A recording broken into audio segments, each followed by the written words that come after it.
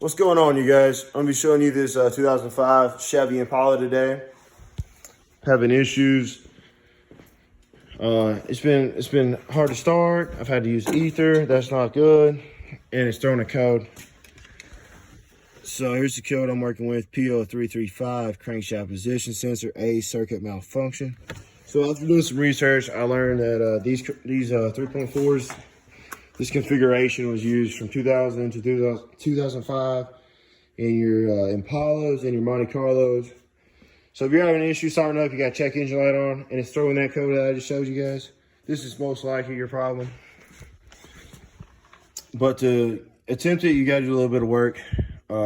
Take the wheel off and take the belt off, and then you got to pull the pulley off the crank, so you can inspect the wiring harness that goes down to the crankshaft position sensor.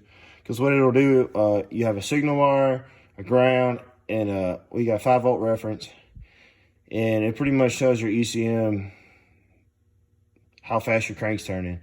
So that translates into RPMs, injection timing, how much fuel it's delivering, like a lot of different things on the car run off this one sensor. So it's very important. So what I'm doing, I got this puller from AutoZone. You can get it for like 20, 30 bucks, rent it. And you gotta pull this crank damper off here.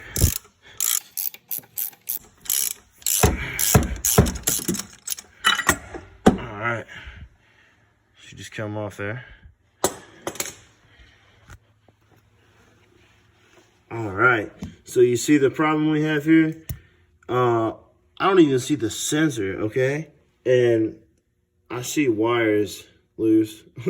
So yeah, something's going on down here. I'm gonna clean this off with some brake clean. All right, got it cleaned up here. There's the 3 wires. I got a gray or black wire, red wire, and green wire.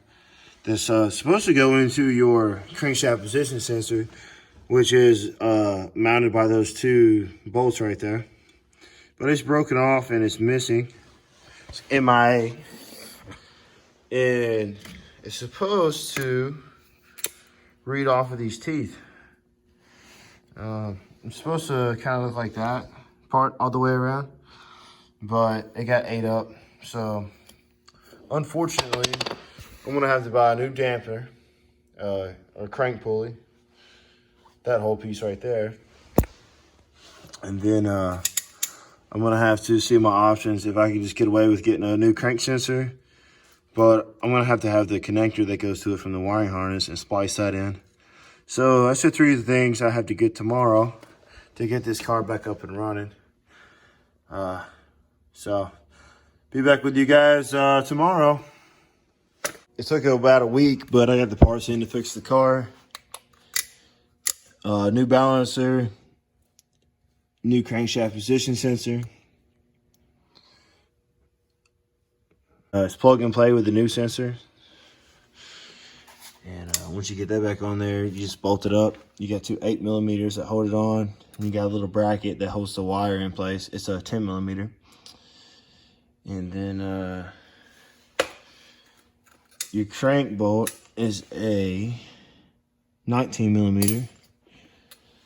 So, but I will say the 3 bolts I needed to pull it off. So you have 1, 2, 3 holes around the 3 spokes of the crank. I didn't have those. Well, they didn't come with a kit, but I had them in my shop. So I found them. They worked.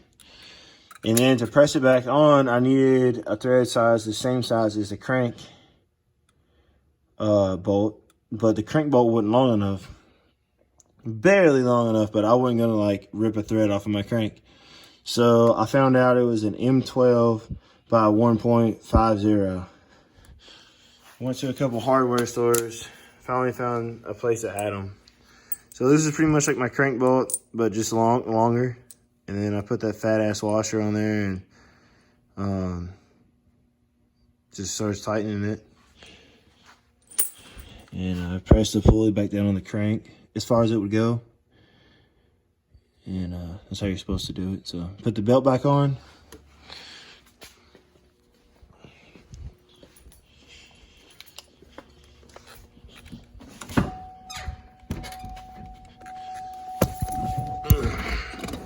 But no more check engine light.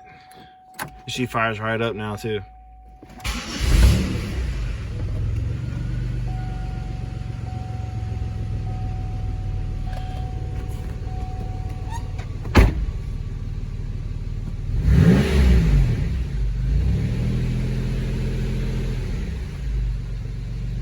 Not too bad. So, yep, I hope this video helps you guys, and y'all have a good night. Later.